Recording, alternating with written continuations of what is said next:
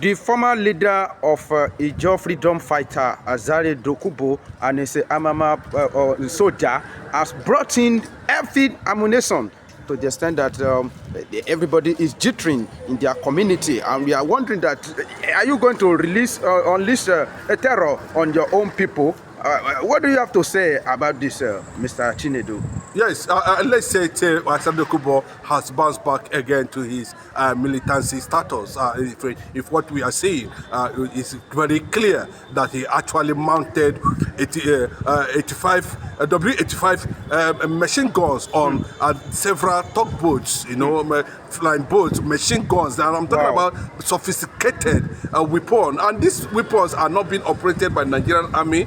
They are not being operated by the Nigerian Air Force. They are not being operated by the Nigerian Navy or Police or Marine. And it is being operated by Asari Dokubo and his Militia squad, which he has always claimed that he's going to use it against any force who is trying to come close, especially now that war is breeding in Degema and Kalabari axis, where the youth are forming a resistance group against Asari Dokubo. Asari Dokubo has disappeared from Kalabari as of yesterday, when it was reported that he is nowhere to be found, and that was when I had the audacity to unveil weaponry, armed tugboats, flying boats, mounting W85 high caliber machine guns on that space. And not only that, it's been also on the report that he has already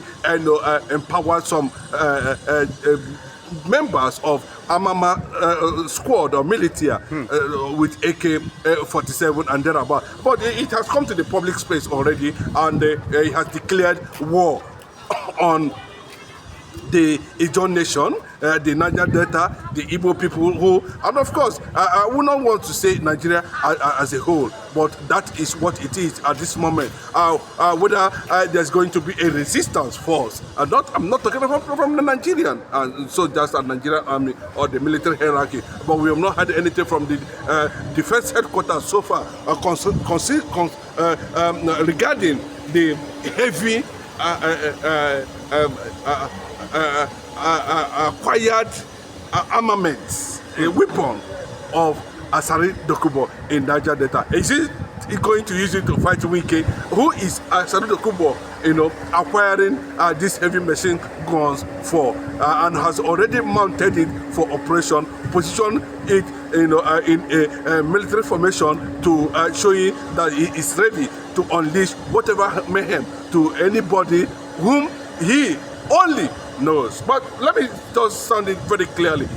There is massive crisis, uprising, rejection and resistance against Asari Dokubo right there in Degema and Kalabari Aziz. And the LM, let me just tell the LM of Kalabari, or whatever you call it, LM there means, people who are very close to water, who stay around water. That's the meaning of LM. So or port or wherever, but that is the meaning. So if he is claiming to be one of whatever he claims to be, it is at this point the youth are saying enough of Asari Dokubo's betrayal. He has betrayed a lot. He has betrayed the Igbo people. He has betrayed the Igbo nation.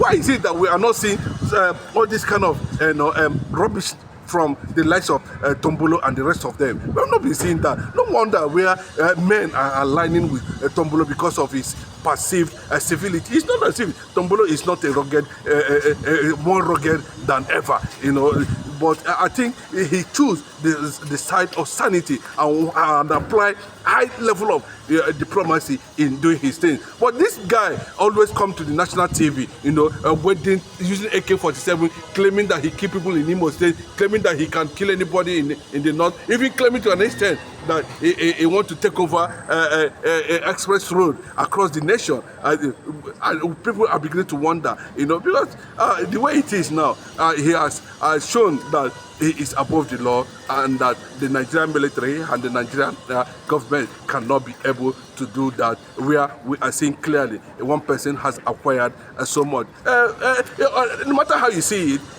he's a Biafran and he remains a Biafran, but people will not target to be an Igbo person. But he is, I know. But if it is what the likes of Simon Ekpa and Nnamdi Kanu them, you would have seen heaven would have let loose and everybody would have been filled. Everywhere would have been filled with bomber jets, airplane and other. But this is one man who stood against the Kalabari nation, the Kalabari kingdom, the people of Dekema, the Cross River, the Ogoni people, and he's daring them on the face. But thank God for brave, angry youth who have told him to his face, Asari Dokubo, enough is enough. We are not going to allow you, to bring this kind of shame. If you want to bring Fulani to Kalabari, if you want to bring Fulani to Degema, if you want to bring, Fulani agenda to the people of River State, let us watch and see. And there's already uprising against the Fulanis in Bayelsa, and the Niger Delta already. The youth are mobilizing seriously against them. So that is what it is. So if you are claiming now that the next option for you now is that you are going to align with the northern part of the country, then let us see how it's going to play out. But I can tell you, you dare not dare the people of the Jewish nation, the black Jewish nation. Let's think this way. Is there any law in this country? Because according to what I realized, there is nobody that have this access of possessing weapon of that status. So what do you think it make government to close eyes into all this kind of a thing? Or do you think they don't see it? Or they see him as somebody they cannot touch again? No, unfortunately, as whatever relationship is going to be with Bola Ahmed Tinubu, I think to an extent, the Bola Ahmed Tinubu APC-led administration have come to distance themselves, whether it's a bit or whatever, but they have made a statement that they don't want him anywhere around the power. That does not mean there might not be a certain interest that be going on up and down. Remember, just recently he threatened Obi also. He called Obi out. He started saying a lot of things, just like Reno Mokri. But Reno Mokri, surprisingly, he wished Obi birthday, happy birthday. But this guy, has started calling Obi and seeing, and so he began to suspect that he might still be fraternizing with the Bola Ahmed Tinubu's administration and his boys, and that was why he's taking that position, arming himself. With sophisticated weapons, and the government are seeing it and they're not doing anything. Supposedly, some people are being given that let me say space to threaten the entire community, to threaten the entire state, and send a wrong signal to the nation, that he has declared war on Nigeria, and of course, and there's nothing anybody can do. He is trying to take over, acquire something that does not belong to him. That place he's actually dragging belong to the people, and the people are saying you cannot take the land because, like the crude oil or some deep resources are already there. So he want to acquire it by force, and there's this resistance by the youth, and he went as far as brandishing W85 machine gun operated by his boys, and going to be a heavy clash between the Amama boys of Asari Dokubo and of course the Kalabari brave youth any moment from now. One thing that is bothering me about this Asari Dokubo is that the guy was not a Muslim from onset, was he?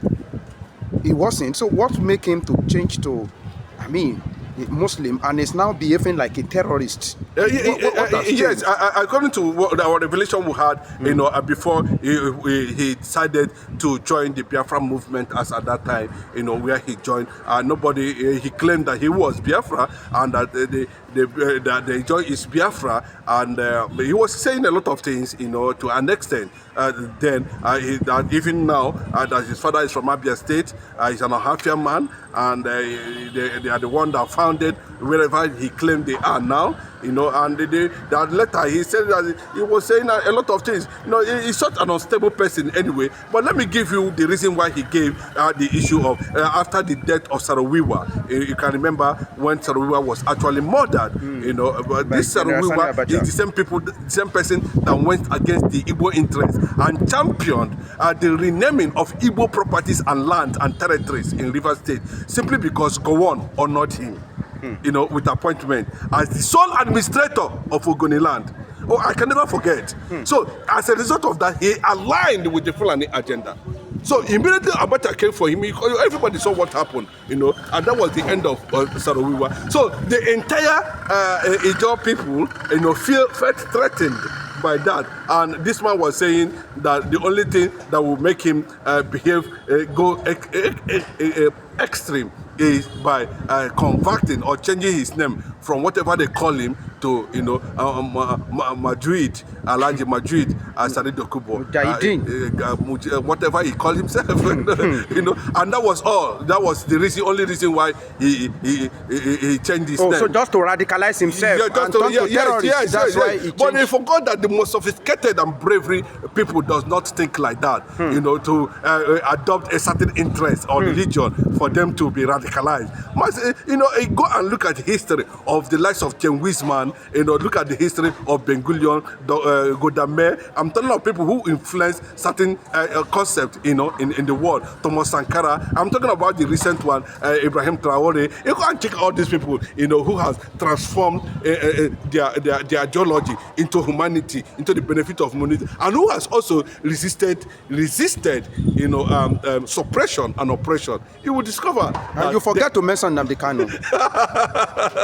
Yes, to understand, Master Nnamdi Kanu did not radicalize himself or change his name. Unfortunately, all his names are via Igbo names. You have Nnamdi, you have Kanu, you have Okuoku, Nnamdi Kanu. And he doesn't need to radicalize himself. So it doesn't need to radicalize. That will tell you that from onset, Asari Dokubo was not natural.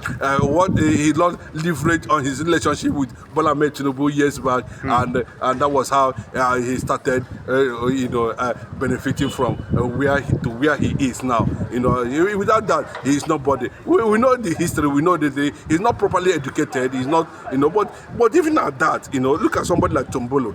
Tombolo, you can't see Tombolo.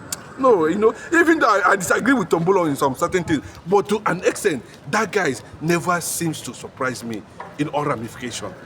In terms of the way he presents himself, in terms of the way he carries himself, he does not go to the extreme. He does not go to, he does not leave his people just openly like that. Look at what Tombolo did in Baramatu.